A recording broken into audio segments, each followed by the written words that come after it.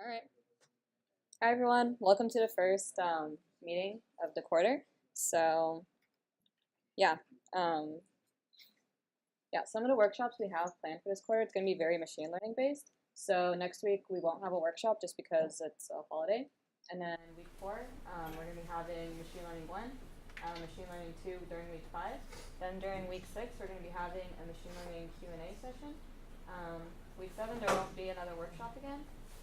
Week 8 will be machine learning 3 again. And then week 9 we'll move on to deep learning. And then week 10 will be no workshops. So yeah, just give everyone a break before finals.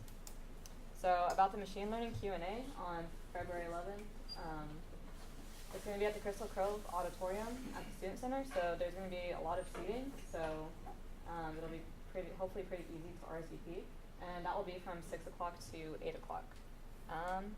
Yeah, and with all that being said, we're going to start today's workshop. Awesome, thank you, Amy. Hey guys, just to introduce myself, I'm Ryan. This is Jason. We're going to be doing your presentation here today about data analytics, patterns of Pallet part 1. In this case, it might just stay part 1, but we'll go along with this for now. So let's get started. So the first thing we're going to talk about today is exploratory data analysis. Computer science, you already know, we love shortening things, so we just call it EDA, right? But in case you're wondering what EDA is, and as I use it later on in the presentation, it's exploratory data analysis. I'll see what I mean in a second. Right, so it's mostly about what is your story, right? Whether your data is big or small, there's like insights that you're looking for, stuff that you're looking to find, and you just need to explore it. This is Bill Gates would say, right? So when it comes to data analysis, he would excel. So we're going to break down the data that we have by looking for common themes, patterns, and anomalies in the data that you have, right? So we want to make hypotheses about what you notice, or maybe about what you think should be there. You're like, oh, this is suspicious. Why isn't this in the data? Or maybe you notice something like, I don't know, maybe you were at like a store shop and you were monitoring like traffic, like foot traffic or something, and you noticed maybe you saw like cyclists coming by and they wouldn't come by at a certain day or a certain time. You're like, oh, maybe there's like a officer giving out tickets on like Ring Road or something, right? So you could also like kind of come up with things in your environment that would like maybe try to fit what the story might be, right? And you want to check your assumptions that you make by using summary statistics or graphs to help you visualize what you're looking at, right? It's not enough, maybe you have a really good head for numbers and can like kind of look at them that way, but you want to make sure that you can visualize those with graphs and stuff. Well, once you have ideas that you're confident in, you can keep going to the next step in the process. It's a very long process, sometimes unless you're doing some just very small part of data. But when you're working with a lot of data, you have to take your time and look through it. Okay, guys, so 90% of what like a data analyst or anyone doing this kind of work does data cleaning and reshaping. So this is trying to get all your data into a way that works for you, does what you want it to, and isn't like all garbage. So I'm going to show you what I mean by that. So there's like 3 different things that you can have in here. Firstly, you have just not enough, which is not good because firstly, how are you going to make conclusions for decisions if you don't have enough information to base it on? Like I can't say all people like ice cream if only 2 people, well, I only have 2 surveys saying people like ice cream. It doesn't make any sense. You need a ton. And you have outliers. So outliers can come in 2 different things. First, you can have like outliers that are actually outliers and ones that have just been input incorrectly. Say, for instance, you're looking at a whole data set of houses and from one area. Most of them range from like, 100,000. This is obviously not in California. So $100,000 in this neighborhood, and you have one house that's like 500,000. So maybe this house is like super fancy, all upgraded, and is made out of diamonds. Or it could be just an error. Someone input that incorrectly. It's supposed to be 50,000, but they put an extra 0. So when you have these weird outliers, you need to go and check the source or check where it's coming from and make sure that this is supposed to be in here or you can take it out. You can't just remove it if it's weird. Also, missing values. So even though you have enough information, and say you have this feature with like housing prices, like your features like housing prices for all the houses, but you're missing like a bunch of them. Like you can't use that. So what you could do is look at the rest of the information you do have and find like an average and like fill that value in. Or you could try search it up and like paste it in yourself manually, which kind of sucks, but you have to do it. Or you can try and find another data set that'll help you find those values. And that'll help you kind of fill up everything else. And that gives you better like suggestions at the end when you have more information. All right, so this is pretty awesome. This is called feature engineering. So feature engineering is taking features that you have already in your data set and making new ones. For example, we could say we have the timestamp of when something's uploaded. We can pull out the time of day it was as a feature. We can say the day of the week. We can pull out the month it was in. So you can make a lot of different features from one feature, and that's called feature engineering. And you can do this by adding two features together or dividing them, depending on what you want. So we're going to be doing that a little bit later in our demo. Of course, all this data is great, but I want to be able to see it, right? I want to see how it looks compared to other things so I can kind of make sure my story makes sense and can actually look good, right? So we want to display our data and interpret it. So we can use graphs to communicate large amounts of data really easily. If you can just look at it and tell what it is in 5 seconds or less, that's excellent for a business, right? You want to make large numbers very small so that you can help convince either like shareholders or stuff like that. This is all very important to be able to communicate data very effectively. So you can use a bunch of tools that are, some of them are free, some of them you have to pay for.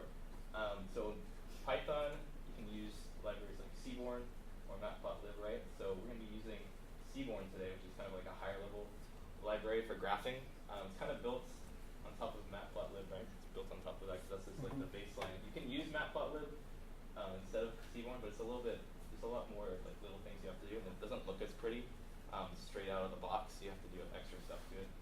And Plotly is also, it makes your graphs kind of like interactive, so you can like hover over them and like maybe display other data at a certain point if you have like a bunch of like little bubble graphs or stuff like that. And Power BI and Tableau are very kind of more expensive programs to do like analytics and show results, and they work well with like a ton of data. Jason and I have used them before at a data science hackathon. Yeah, I know how to bring it up. So what graphs could you use? It depends on your data, right? So what are you trying to show? Maybe one type of data will lend more to like categorical, might be like a line graph or like different like bubble graphs versus a continuous could be like a line graph, right? So some stuff like that, you got to think about how your data is going to lend itself more towards, or maybe geographical data, right? Maybe your stuff goes in certain, either it's area codes or actual like locations on a map, right? This video, it's very long. We're not going to show it to you because it's 20 minutes, but it's a very good presentation on statistics that you can kind of see how he breaks it down, and it's a very nice, well-animated video by Hans Rosling. Let's see, this one is right. Gotcha. And so we got insights here. So once we've had all our data, we've cleaned it, we've kind of made graphs for it. So we want to show the data that we've discovered for, like, because you're doing this for like a business or maybe something that you want to show people, your story, your angle on it. So we want to use that to inform our decision making, right? So we want to present our conclusions that we made. So facts, right? What did we discover? Was it part of the original data set? Right? Maybe you had to look like elsewhere for that, or maybe you had to come up with like features that you engineered from stuff that you had, right? So all these things, these are your facts that you discovered. But it's not enough to just like, take that and just dump it on someone's lap, right? You're just like, oh, there it is. You have to show them, why does it matter to them, right? Why does it matter to the business? Or also explain your thought pattern, like how you reached that. Because sometimes people are like, okay, why is he just saying that like out of the blue? But if you show them how you got there, like, oh, maybe I tried this and it didn't work. So I went back a step and I went in this different direction, right? So that is also very important. Show them how you reach your conclusions. And then finally, you come up with maybe a solution. Does the insight that you reached or you found, does that offer, does it solve a problem that the business had, right? Because they're paying you to like learn stuff that they can use, or did it maybe you found a new problem that either they didn't think of or stuff that they could potentially encounter further down the road, right? So both can be equally valuable. So those are some things that you can do with your conclusions. At this point, we also kind of wrote these on the board. We're going to be using this data set. It's kind of like a Pokemon data set, right? So basically the premise is you were working for the company Team Rocket, right? And their mission is, well, the company makes millions of dollars on battles, and you have been hired to help them figure out how can they really optimize this process, right? So there's a small data set. It's not big, right? It's just like two files. Yeah, it's 2 files. Yeah. So if you go to this link here, and it's also written over there, you'll be able to download those, and then we can get started because we're going to be using Google Colab for our programming part. I think that's the end of this presentation. Yep. I'm going to get out of this. So we're going to go to Colab. I just made a new notebook, but here, let me show you what it would look like. So Colab. Right, so Google Colab, it's going to look like this. You can click the first link. It's going to take you right there. You'll have to sign in. Whoops. But you can click out of that and go to File. We'll be using Python 3, so you can do new Python 3 notebook. Let's just do that. Let's zoom in this thing super quick too. Right. Well, I'm just going to show it for Yeah. Zoom in. Zoom in. Hopefully that'll make it easier. Can everybody see the text up there in the back? Is that good? All right. If I need to increase it more, I will. The other thing to do is once you have this open and you've downloaded those files, you go here. There's this little arrow on the side here. Click that. And you're going to go to Files, the File section. It's going to connect to a runtime environment, right? So you can upload stuff to it once it's done. Mine's already there, but can I delete it? You can try. Okay, well, regardless, if you want to upload your files here, make sure that they're extracted, right? And then click those two. You can select both at once, it should work. And you click Open. And do that. We tried this in Safari earlier, and it wasn't working. So we switched to Chrome, and it does work fine. So if you notice you're having that problem, maybe try a different browser. But it shouldn't take long to upload because they're very small files. So anyways, you can also title it if you want. I'll call this one Patterns of Pallet Town. Gosh, is it with 2 T's? I freaking forget. Yeah, that's fine. All right. All right. So we'll give you guys a few minutes to download this and just get into Google Colab. There's like a bunch of mentors rolling around, and us. So if you need any help getting into the software or uploading the file, because we're going to be using it, let us know. It'll go a lot faster that way. Yeah, we'll take a minute, see if everybody's stuck. They don't have to like download any of these libraries, right? Like, Nope. Colab's got everything, which is super nice.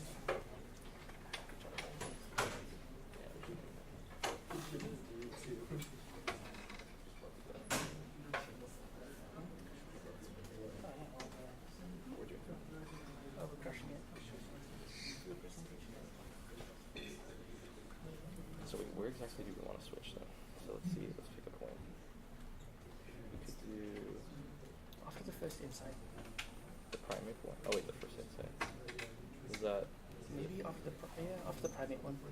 You've been talking a lot. so the primate one? Yeah, I feel that's a good divider. Yeah.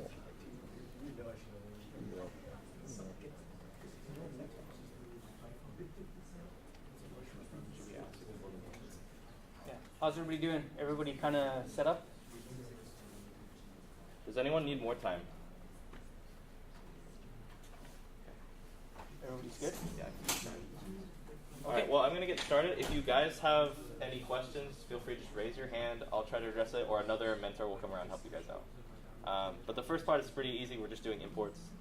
So our first thing is we're going to import pandas. Which if nobody has ever used pandas before, it's a great way of working with data. A little bit easier to use than NumPy, although we will be importing that too. So, or NumPy, I guess as some people say. So we're going to import Seaborn. Remember, this is our going to help with graphing. SNS. Import IO.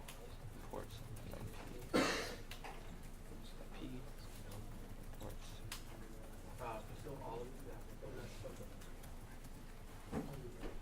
Alright, and then these are just cells. You can run them. So you click play, and you'll be good. Shift enter. Shift enter, cool. And shift enter will give you a new. It'll run that cell, and it'll also give you a new cell to write code in, which is really great. So I'm just going to be using shift enter for this. If you want to, you can list your directories, see what's in there. Obviously, we uploaded our code, our data, so we should see that available to us. Right? They also come with sample data. We're not using that. We're just using these two, combats.csv and pokemon.csv. Right? So these are imports up here. I'll leave that there. The next thing is, the first thing we want to do is we want to understand the business, right? So Team Rocket is funding their illegal activity through winning Pokemon battles and tournaments, right? So we want our analysis to be directed towards finding the best Pokemon for the job, right? So they want to be able to find or steal, whatever the best Pokemon that they can get. They want to be efficient as possible. So we want to start shallow and dive deeper. So as we explore the data, it's probably best practice to start the investigation at a higher level, right? So see everything as a very high level related, and then work our way down and traverse the data, right? So we're going to use this to drive business decisions. Oops. Once our analysis is complete, we'll relate it back to the business, like Team Rocket, and make suggestions that they can improve in. So maybe they should get more of this Pokemon or not go towards this one. Like maybe it's not worth the effort to get these extra special Pokemon because it's way too hard to capture or something like that. It's not worth the effort, right?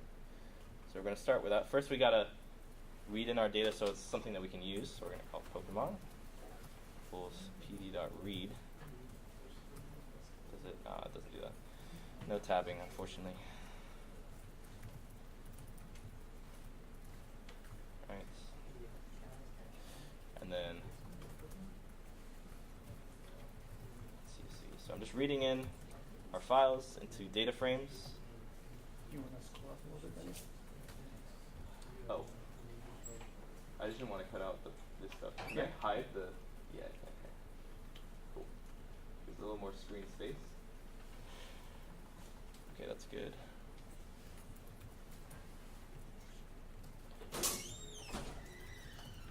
I'm just going to rename the index here.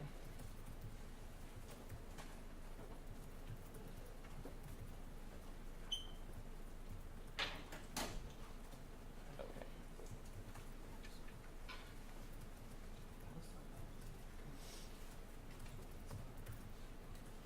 This is a little bit easier for us to work with. And then I'm going to show the first 5 entries in the data frame. It's going to call like that. Shift enter will give us following, right? So I can also, it's a little bit longer than this, so you can scroll a little bit to the left and right. So we have our number, right? Every Pokemon has a number. Bulbasaur is number 1, the grass type, and also poison. You have different stats about it, right? That's all there. What generation it was, and also if it's legendary or not. It's just a Boolean, so nothing too special there. But that is what our Pokemon data frame looks like. The next thing is we're going to show, we also read in combat, so we're going to do combat. Got a question over there? Yeah. So I'm going to... Over here? Do you mind raising your hands for a second so they can see you? All right. So now this is just saying, so there's the first Pokemon that battled the second Pokemon. Who was the winner? There's the second one. So there's 3 columns in this one. The index is not labeled. So it's kind of added in there. So this is what we use to keep track of who won the battles. We'll use this for our statistics later. Is everyone okay with this part? Am I good to move on? Okay, cool. This is just showing what we have in our data frames. I'll leave that up there. Cool. So now we're going to check the size and shape, the features and numbers of our entries, all that good stuff. So we're going to print dimensions of Pokemon. Nice. Oh yeah. Jason, can you scroll up? Yeah, can you scroll up a little bit, buddy? So head, remember, just prints out the first 5 First 5 entries of the data frame. If you try without head, it's going to print all of them, which is going to like take up a lot of your screen. So head's a really good way of just viewing like a preview and making sure that you can see your features and your data is loaded in correctly without like taking up the whole thing. And I think you can even do a number of it. Yeah. So you could do, if you want less, you could do like 3, I think it would work. Yeah, so you could do 3, you could do more, right? So however many you want to put in there, but default is 5. It's just the way it is. So we're just reading in from our files. We just renamed. So this thing was just, the pound sign there. We just renamed it to number. A little bit easier later. Makes more sense. Okay. So back here. I feel like this is made by Python too. Doing this. You can do that if you want. I don't want to mess anything up.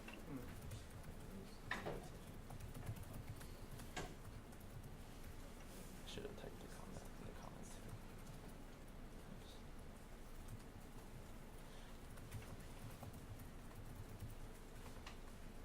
Let me just print the comment out. Gosh, I do not get my trackpads.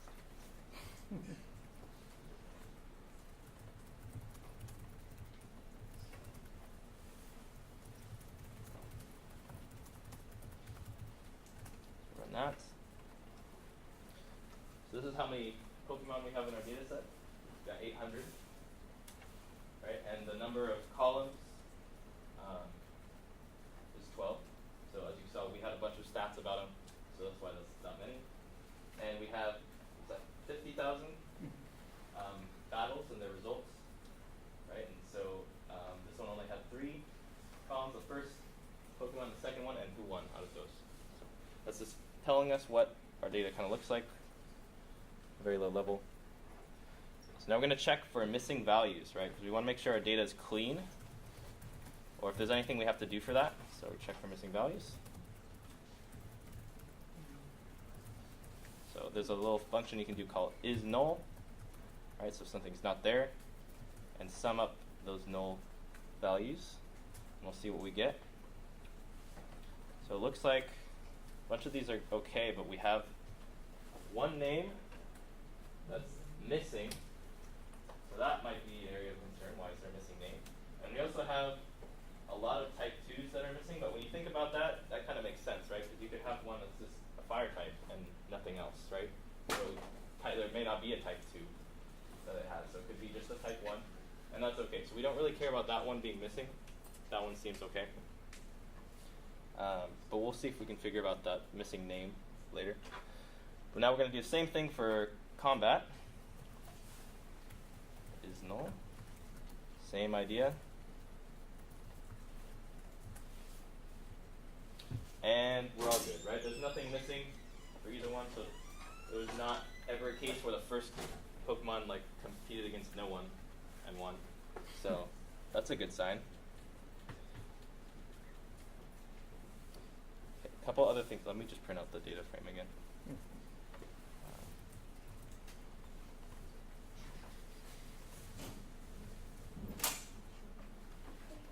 Okay. So if you're wondering, so generation is just this which season of the show that the Pokemon came out. That's what this one is. And then let's see. Type 2.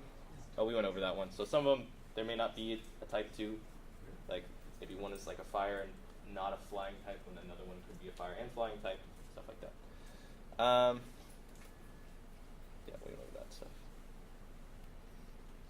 So what do we want to do here? So we want to find the missing value, right? That's kind of what we're looking at. We're like, that's kind of weird. There's this one that's missing, so let's see what we can do about that one. And just reuse the cell. Is everybody good at up to this point? Does anyone need me to slow down? Feel free to tell me to slow down and go back. But right now we've basically just done .isNull on both of our data frames, and then summed up those values to see if there's anything that was missing or anomalous. So now we're going to see if we can find that missing name. So from our data frame here, we'll do a little trick. So we do Pokemon. So you can use data frame entries within data frame queries. It's kind of janky, but it works. So we're getting the name, and then we're going to do dot is null, right? So it'll return if it's true, and let's see what that prints out here. Any of the rows where there's a null name, we'll see what goes on here. So I'm just going to print this first. So this one, it's just kind of, it ran out of space to print out, but it's all one line. This is number 63, there's no name. We know it's a fighting type, there's no second type. The rest of the data looks okay. We just don't have a name, so we have to see if we can figure out what it is. So what we could look for is look in the rows directly, like, you know, above and below it, around it, see if there's anything that could give us clues as to what it could be. So what I'm going to do is print out. So this is, okay, this Pokemon is before. Okay. So print out name. As you can see, this was number, well, index 62. So I'm just going to use the index for this one. As you can see, that over here, this is 62. The number was 63. But we only care about index if we're accessing from the data frame. So we're going to use 61, which would be the number before it. Sorry, index before it. Don't make it confusing. So let's also do the one after it. So I'm just going to copy that, paste it below. I'm going to do after. And then change to index 63. Let's print that out. I forgot a space, so it kind of looks a little bit janky, but let me fix that. Alright, so this Pokemon is before the missing Pokemon. We have a Mankey, and the one after that is a Growlithe. Well, we know it's a fighting type, and the one before it was Mankey. We might reduce, but this one is, which one do we have here? Primate. Yep. So we have Primate. Google it. Yeah, or you can Google it. Either or. So this one, the missing one would be Primate. You can also look up its statistics online if you're like kind of sure or not sure, or maybe even the number is the same. I actually haven't verified that, but number is the same, so you could have looked it up that way and be like, oh, this is Primate. So we know that's Primate, and we want to change that, add in the correct data. So we're going to do Pokemon. Name, should be more consistent. 62 equals Primate. Just run that. And did I miss something up here? No, you're good. It's just a warning. That's just a warning. So no worries about the warning. Works out just fine. Can we test that to see if it's working? We can. Just go Pokemon 62. So let's look at that one. Pokemon 62. It should print out the whole row. Or I messed up. Do one. iLock. Yep, my bad. Oh, can't go either. Here we go. So don't access it quite like an array. Just go name. Just go name 62 and see if it's changed. We'll just shape a little bit here. So 62 should show up, and Primate is there. So you're solid. It's been edited. It's good to go. So that is Primate. Let's see. Oh, do you want to take over? Yeah. This one? All right. Perfect. All right, so now that our kind of data set is all kind of filled up, all the missing values are set, how's everybody doing? Everybody kind of to this point? Data set's all good? Because now it's going to get a little bit more hardcore. We actually get some insights going. All right, everybody stuck? We're all good? All right, so the next step, what we're thinking of doing is trying to find what percentage of winning, like what is their winning percentage that each Pokemon has, right? So we have a battle data set, which has got all the numbers of the Pokemon and who was the first battler, the second. I can even show it right now.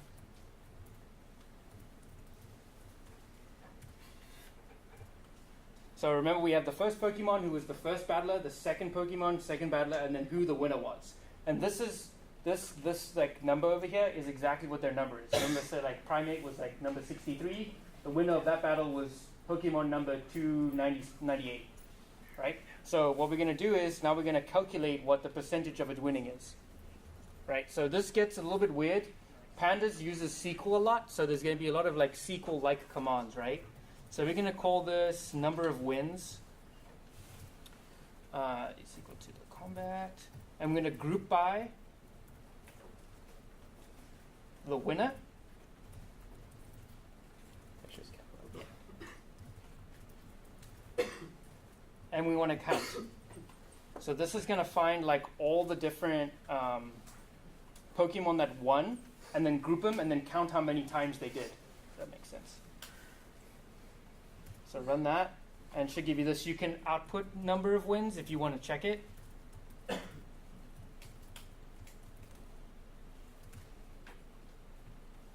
So it's just going to give you a double column over here. So Pokemon number 37 or whatever won 37 times.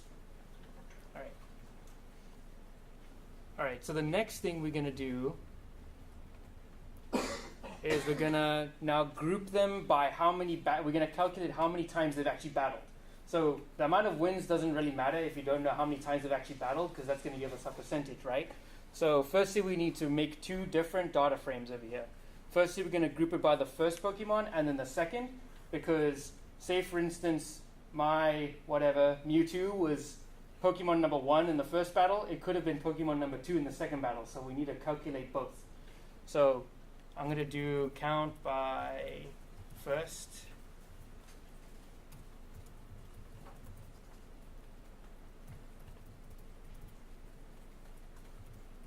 We just call this the first Pokemon. Is one of the columns. Remember this right up here is like one of our columns over here.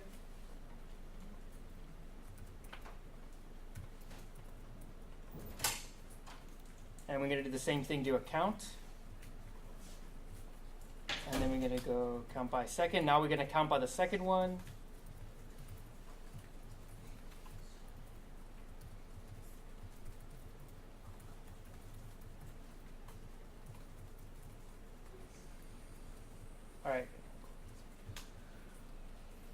All right, cool. So now that we're going to do that, we're going to run that, and now we're going to try print out, once it's made those data frames, we're all good. So now we're going to kind of see what the shape is of that. Like how many entries do we have in count by the first and count by the second? And we want to see how many entries we have in count by wins, because that's going to show us some insights. I'm going to show you that in a minute. So let's do... Okay.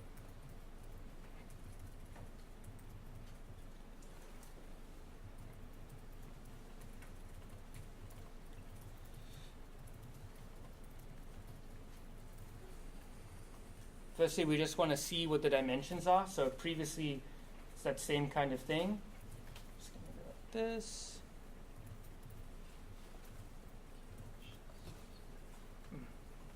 Let's put a space here, otherwise it's going to like put it right on it.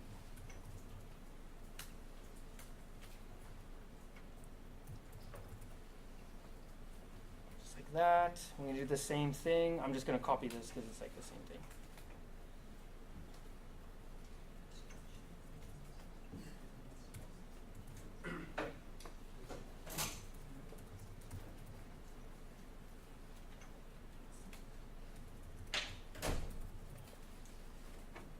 And then I want to see how many Pokemon have actually won. So let's do the same thing for the one that we made, the number of wins.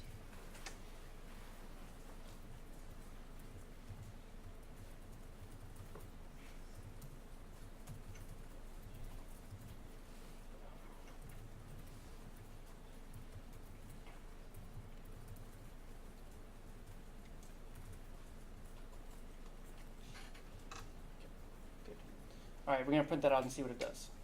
Cool. So we've obviously got like the same amount of Pokemon. So looks like both of them have battled as either the type 1 and type 2, which is good. But what's weird is that we have 783 that have actually won. So this kind of tells us like 784 Pokemon have been in battles before, but only 783 Pokemon have actually won. So there's one Pokemon that's never won any battles. So this will be interesting for us to know what kind this is, because obviously we want to recommend ones that'll lose all the time, right? So next we're going to go to this. Everybody up to this point? Any questions? Okay. So we're going to try and find that losing Pokemon, right? We're going to find which one didn't win any battles at all. So yeah, bear with me on this command. It's kind of long, any of you guys have done set difference is what we're going to do. We're going to take the ones that battled and the ones that won and find out which one is not in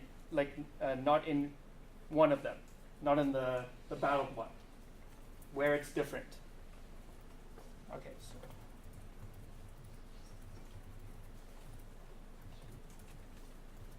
all right.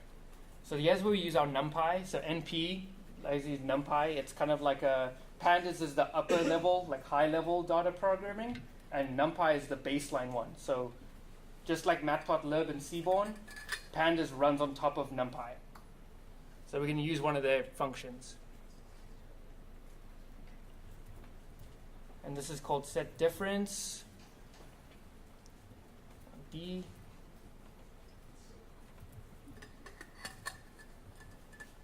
that how I said it? Yep.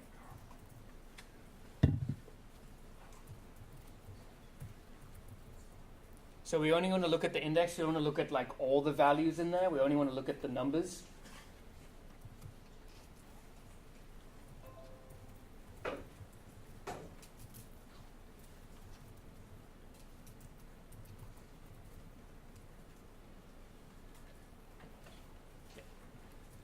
And remember, like our index and our numbers, like one off. Pokemon, like the Pokemon number starts at 1, where our index will start at 0. So we need to subtract a -1 there. All right, everybody got this? I know it's like a really long command.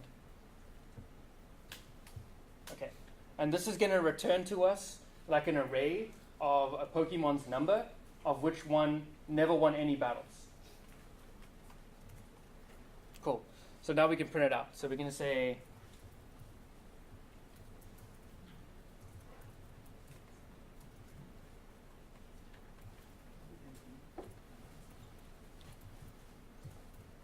okay, let me explain this command here. So firstly, we now have a number. So this losing Pokemon, it returns an array of a number of the Pokemon's number that lost. And iLock is called integer location. So this way we can like pass through and look through our giant data set for this specific number and output it. So we're going to give it this array.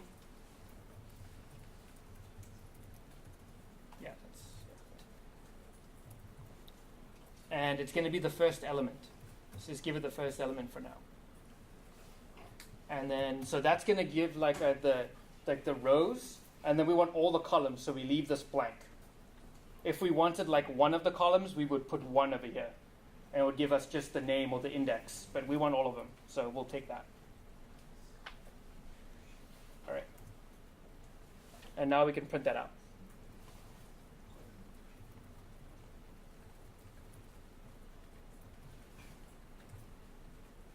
Cool.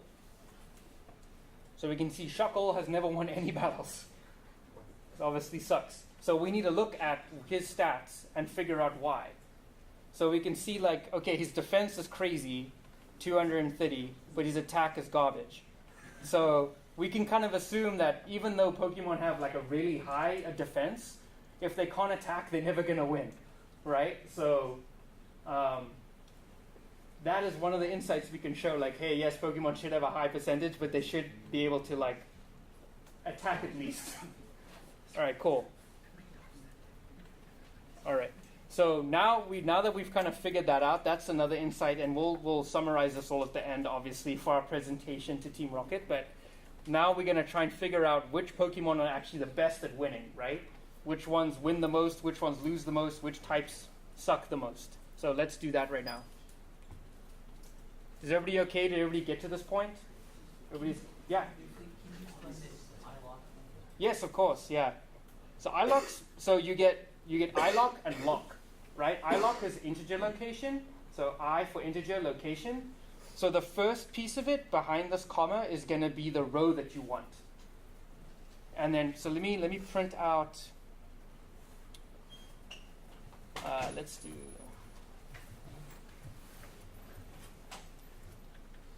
okay, say for instance we wanted Pokemon number 1. We wanted Ivysaur over here. So iLock over here would be 1.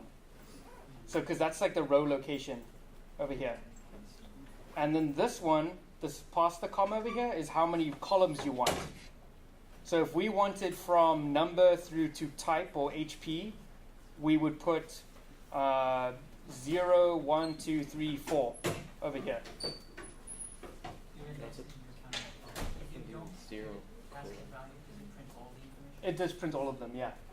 If you use the lock method rather than You need to put the actual names of the columns instead of the numbers. like type 1. Yeah. Yeah. I know that in Pandas you can search up, there's like a huge like cheat sheet which really helps for this, and iLock is amazing for this kind of stuff. You can even go like backwards. So if you wanted, instead of like from number all the way to speed, you just wanted, I don't want to escape another page, legendary to generation, you can do negative numbers too, which gives you from the back of the frame to like wherever you wanted to go. Yeah, legendary would be -1, generation would be -2. And that'll give you from like here to these. We'll just give you these two. If you wanted like name a number, you'd put 2 there and it'll give you 1 and 2. Is set difference? Yeah, set difference. That one's fun. So yeah, set difference is very much like the SQL commands. So you're taking 2 sets and you're trying to find where they are different, which ones don't intersect, and which ones aren't in both. So once it finds the exclusive, the things that don't intersect in those Right. two sets, what is it doing then? It's going to show you. So it just gives us the number. Because we're only using the index over here, which is this number right here, it's only going to give us that number back. Oh, I see. And then we're going to use that number. So if I print out,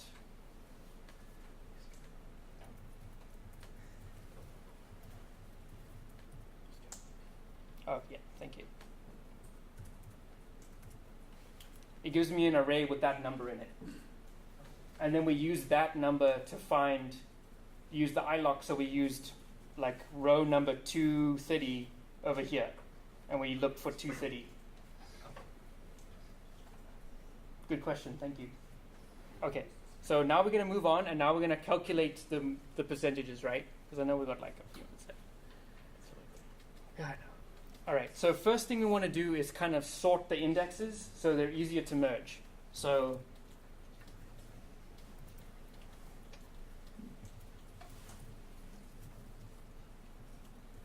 this one doesn't do it in place. You have to like reassign the variable.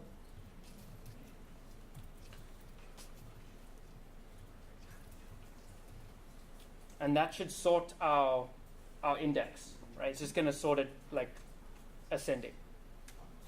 Okay. And the next thing we're going to do is calculate the total number of fights. So remember we sorted them by the first one and the second. We're just going to add them up, and that should give us the total number of battles they've been in.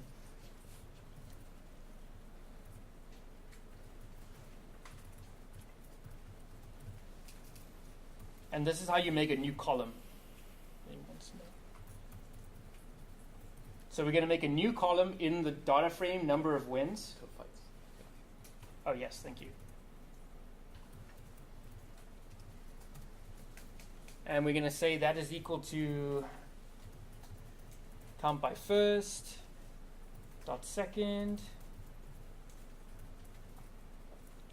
Oh, thank you. This is the name of one of the columns. And then we're going to add up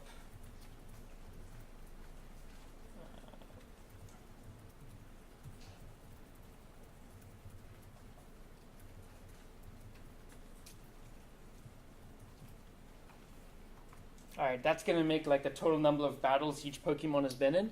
And now we're going to calculate its win percentage, right? So we're going to take the total number it's been in divided by how many times it's won.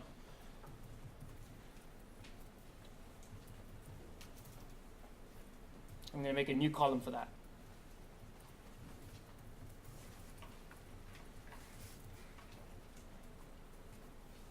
I'm going to say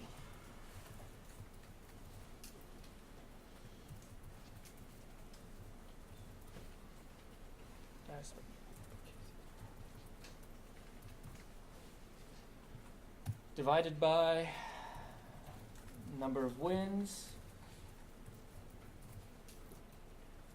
and that new column that we just created.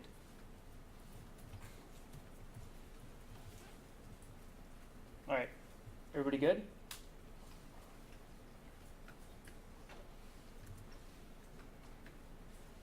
So now if we output number of wins, we should see those two new columns.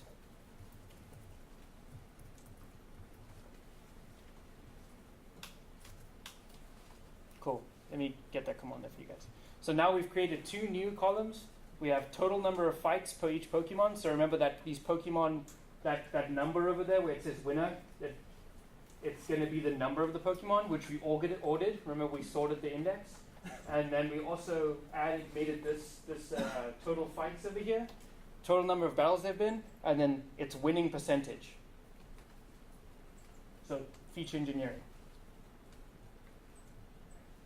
Everybody good at this point?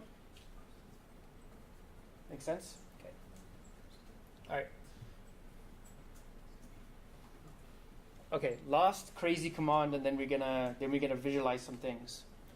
Okay, so now we're going to kind of put our Pokemon, like original data frame, and then this new one that we created, and push them together to make one big one, and then we can do visualizations of that. So we just call this results.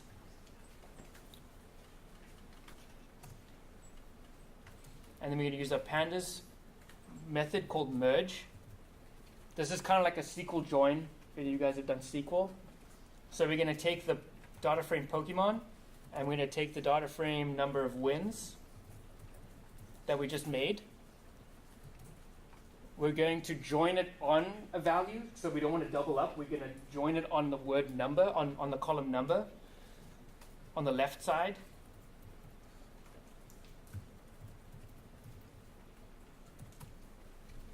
So it's going to find all the numbers that work in the one, and then all the numbers that work in the other, and then merge onto them. Next thing we're going to say, we're going to keep the right index. So we want to keep the index of the bigger frame compared to the other one.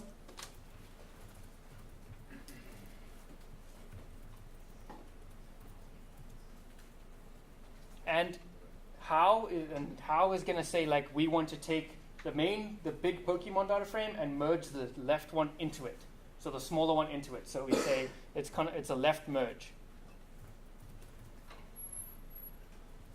I know that's pretty confusing. In SQL, this would be like a left join. Okay. And now we should have everything in one giant data frame with no duplicates. So if we print out results over here, we should have all of them. I'll keep that command up there. The parameter, how it was left, what is it? So it's how you want to merge. So you want to take the Pokemon, the big data frame. So our first one, and merge the number of wins into it. So you're going left join in instead of right join. So keep everything in the Pokemon one, and then join in the number of wins that kind of coincide with it. Show where it's being added. So like scroll to this. Yeah, I will. I was trying. I was trying. It doesn't let you do that. Basically, it's like you're appending it to the end. So it the won't. percentages you guys have kind of created in the first previous line, Shows online, but I you don't basically see it. want to add that to the There's no original scroll bar. Pokemon series. Let me do that. Here. So this is our entire data frame. So we can see here that we've kept everything that was in Pokemon, and we've left joined the number of wins in. So you can see like number of wins was like these two total fights and win percentage, and they were added onto the end of the bigger one. I know I had to like kind of make it weird, but this is these are 5 results. These are the same 5, they've just been split up over 2 lines. Well, let me scroll. So these are all the same ones, they just have been concatenated down here. I see. So the results that were appended Yeah. is,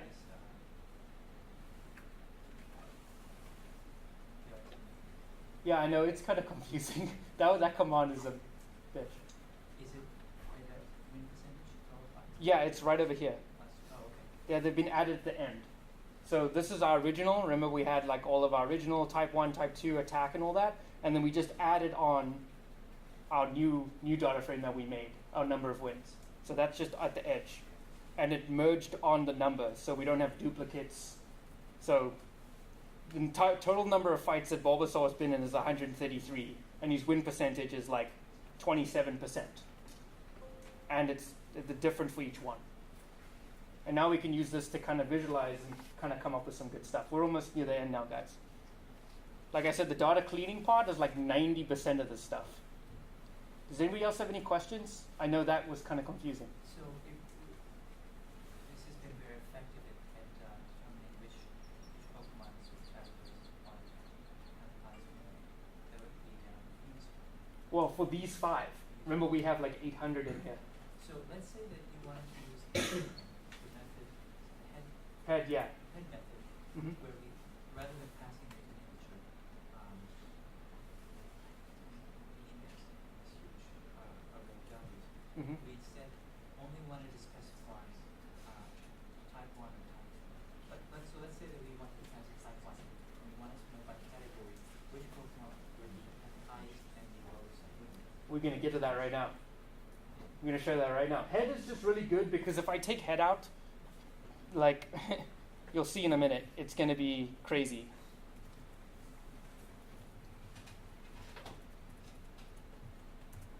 It like tries to print all of them, which like is nuts. See, it like even tries, it cuts it off.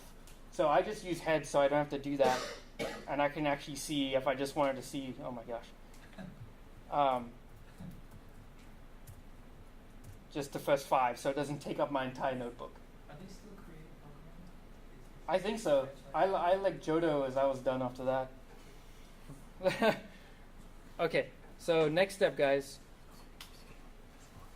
Okay, so the next thing we're going to do, we're going to try and find the worst performers based on our win percentage. All right? So now next, let me scroll up a little bit. Did everybody get that command down? Everybody's good? Okay. So now we're going to take our results one that we just made, and we're going to make a new data frame. IsFinite just kind of makes the shape. So it kind of just creates the shape for our new data frame. So we're going to say results, and we want to say win percentage.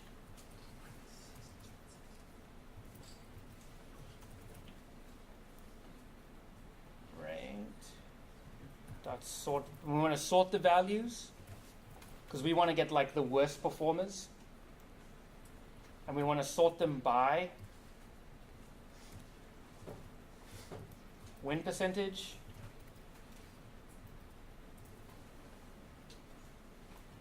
and of course we want to use our head, and we'll take the top 10, like the worst 10, if that makes sense. I'll give you that command again.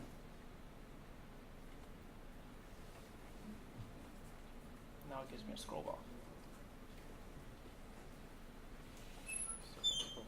Yeah, I can kind of scroll. Okay. So now, Oh yeah, I guess. Doesn't let me scroll. Oh yeah. Okay, and then we can see like these are the worst performers. Like that's trash. This person won like 2% of the time. Right? Yeah. So these are, and we can kind of see like a lot of these are like psychic and like fairy ones, and they're kind of like don't do much. I think these are like the baby guys, I think. So let's try see which ones are the best ones. So I'm just going to copy this command. It's going to be the same thing. And instead of, we're just going to sort in like ascending order.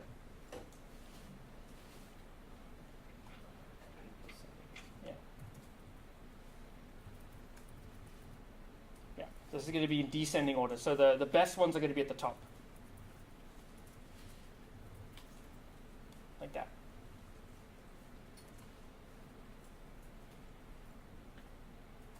So all I added on was just this, it sorts it descending down. So we can see like, okay, all these mega the mega ones seem to be the best. Let's see. Yeah. So this guy won 98% of his battles, which is pretty good. So as a business, like a data analyst, you need to consider why these are the best, right? Because you're going to be presenting this to the main guys and being like, okay, well, I can see that this mega aerodactyl and I don't even know what the guy is. Mega lopunny? Sure. What are these? What does mega even mean? And does it even make sense for you even to like have to find these mega ones? Maybe it costs a lot of materials to do that. Maybe it costs, you need really strong Pokemon to catch these guys in the wild. Or you need to spend a lot of money on Pokeballs and potions and all that good stuff. Is it even worth it for you to have to go out and find these? So you need to like look at the cost balance analysis of this. I know that got really nerdy for something as stupid as this, but got to think of this stuff. All right. And we can kind of see that these seem to be a lot of like flying, dark, secondary flying ones. So we should look into that a little bit more. So now we're going to make some graphs, and we can actually see which types are the best, right? All right. So this is like our introduction to visualization. This is using a Seaborn library. So SNS is Seaborn, and we're just going to use a count plot. And the first thing you're going to send is your x-axis, so we're going to use type 1, which is one of the columns in our data frame. We're going to change the color based on if it is a legendary or not, because if it's legendary, obviously that doesn't really count.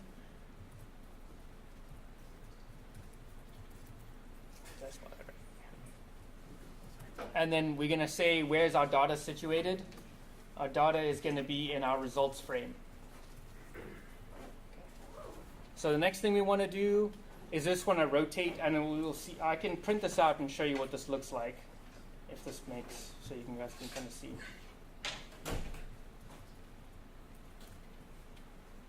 So that doesn't look very good, because obviously like these all crushed up at the bottom. So we want to kind of adjust this a little bit to kind of see. Here's the command right there. We kind of want to adjust this so we can actually see all these. So this is where we use matplotlib. All right. So the first thing we want to do is use this library called PLT, which is plot. The X ticks are going to be like grass fire and all that stuff at the bottom. All of these are the X ticks, and you want to rotate them by 90 degrees. So we want them downwards so we can actually see them, because they're kind of like crushed up on each other.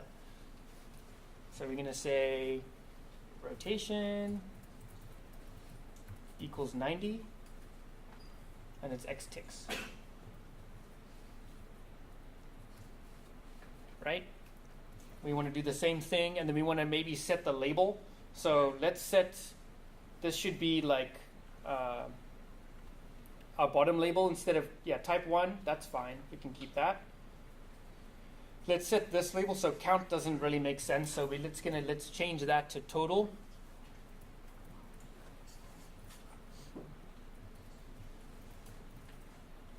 Just like that, and we'll give this plot a title.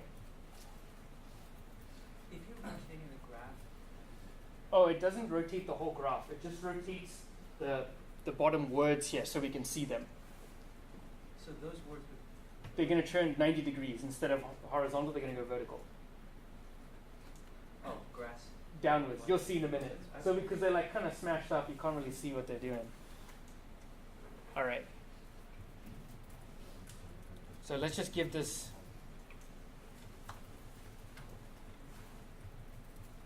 All right. Should be good, right? All right. Let's rerun this and see. That's much better. So now we can kind of see which types are actually there because they've been swapped. And as we can see here, like water types seem to be the most. Water types and bug types and normal types seem to be the highest. So there's the most of those. Yeah, for type 1. So these are like your first types. So let's do the same thing exactly for type 2. So everybody got this command? Everybody reproduce this graph? Okay? So I'm pretty much just going to copy this whole thing. And instead of doing type 1, I want to see type 2. So I'm just going to paste this here, change this to type 2, type 2, and we should be able to run that. All right, so type 2, it looks like flying types are the highest by a lot. So that gives us kind of some good insight. So we can kind of assume, like, because water types are like the most common, most people are going to have them, we should, as Team Rocket, we should at least have a grass type or some kind of electric type in our deck. Because if most of them have water types, we can probably be, there's a good chance that we should be able to beat it with those, right? All right. Okay, so this is our last command, guys. So now we're going to say, now we want to aggregate. Oh, did everybody get this? Everybody get this? Does all these little things make sense? All these little adjustments? Yeah? What is the y-axis again? The total? What is that width? It's the total number of them. So like, yeah. Oh, okay. So like, say for instance, what was this one? Second type. Yeah, for first type there is like 45 fire types for the first type. And a couple legendaries too. That's what the green ones are. Yeah. So that hue that we set over here, based on this boolean over here. So if it's true, it's going to be in green. So there's like there's a few legendary dragon ones, legendary psychic ones, and then all the dark blue is false. If we want to change the color to something that's more eye-catching, like red, how would you do Oh yeah, you can. Palette. Seaborn has a bunch of different palettes that you can set before this. I don't know off the top of my head what they're called, but you can totally just look them up. All you need to do is like do seaborn.set palette or something and give it the name of it. It's got like fancy names. Yeah, Just look 'em up. You can look it up. There's a whole library and it gives you all the names. You can even make your own. Like, so it's like you can reconstruct your own palette if you want on the website. I can show you later off if you want to come up to this. All right, so let's see which types win the most, because this will be pretty good for us to see. Because obviously we want to stack our deck with types that win, right? So let's group all our stuff by type 1. And this is going to be aggregate. So this is all of type 1. So all of their winning percentages for each type, like added up. So we're going to aggregate, which is a function of pandas. We want to aggregate it on the win percentage. And we want the mean. We want the mean of that.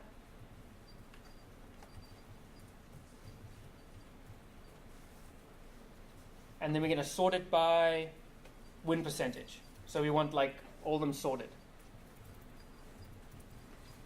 Oh, sorry.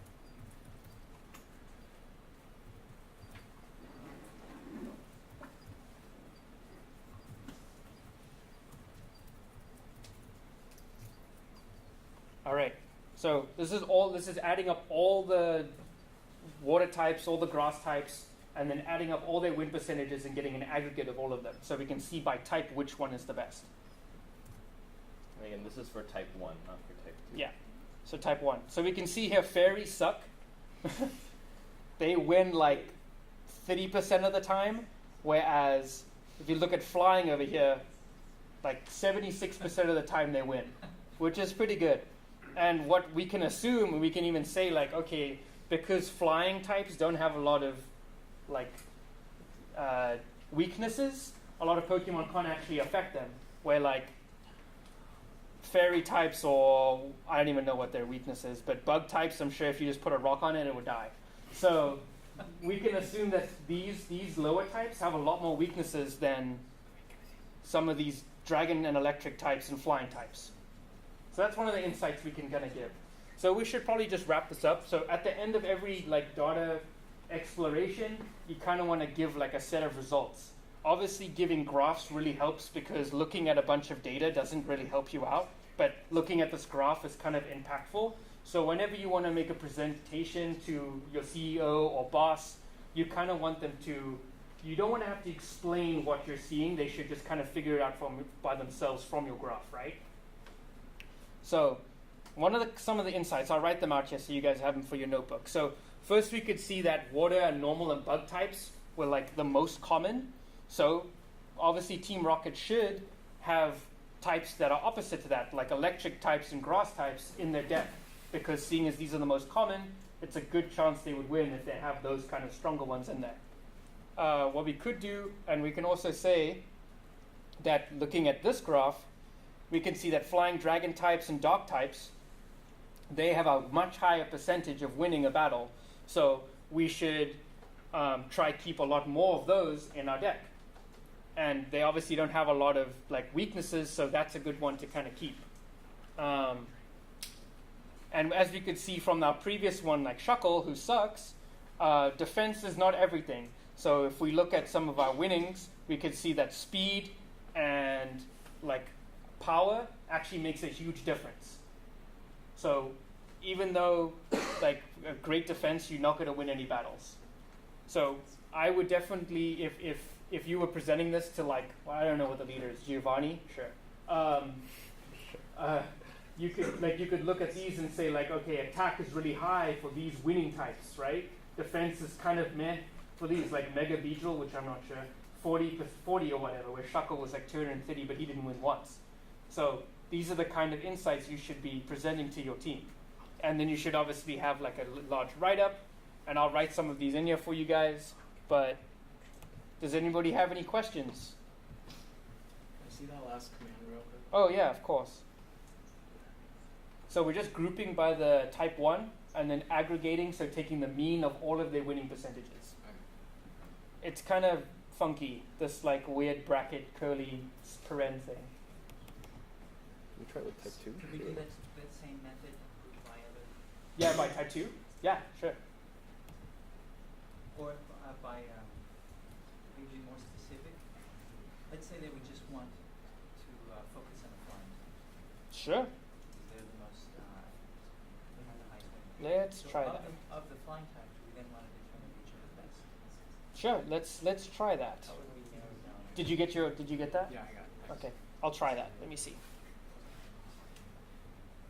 Well, it's already right there. Like it already calculated it. What do you mean, like break it down further? You just want to print the flying types, is that what you're saying? And see which of those are the better ones? So we have an aggregate of which types win the most battles. Mhm. And we see that the flying types statistically win the most battles. But what if we wanted to narrow down our search further and determine of the flying types, which are the elite flying? Oh yeah, we could totally do that. We don't even need to aggregate anything. So very similar to this command over here. This guy.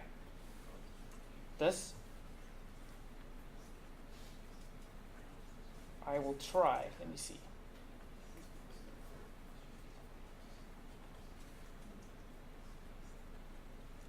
All right.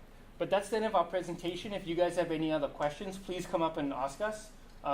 We will have Machine Learning 1, I think 2 weeks from now, where you can actually see like, well, what if a Pokemon hasn't battled before? Let's look at its statistics and kind of predict how it'll perform based on these other ones. So looking at its win percentage and looking at its speed and all that kind of stuff, we can kind of predict its win percentage even though it hasn't battled yet, which would be kind of cool. So that would be like a really cool way to go forward, and you'd always want to present that to a CEO or a business because it kind of gives you job security because they'll ask you to do that. That's how we structured the workshops. We can't structure them as close to any data science process would be. So you always start with EDA. That's why we made it the first workshop, because we want to see what your data is before we can actually get into anything related to predictive modeling. So the workshop was scheduled in a way that a data science actual process would be. So that's why the first one is all about like data structure and EDA. And as you move on, we kind of like go through that process. Does everyone kind of get why this is important, right? Because like I work in industry, and this is the first thing you want to do. Otherwise, you waste a lot of time, right? Because you want to look at like the features you want to get, right? You got to get a cost benefit analysis, because training any type of machine learning takes forever, and it's a large commitment, and especially when you compute. So you need to justify to your boss and say, yeah, this model is going to work. So you give me this amount of money, Yeah. so that I can run on a machine learning. So yeah, it's pretty cool. Yeah, but thanks for coming through, guys. Please stay if you have any questions. More than willing to help, and hopefully see you next 2 weeks from now. It's essentially a series, so you can do the first one, because there's a lot in machine learning that really, it's really hard to slice and dice it. So you come to the first one, and then you come to the second one, and build on top of that, and maybe the third one will get a little more interesting. Have a good week too, everybody. Yeah, thank you. Good.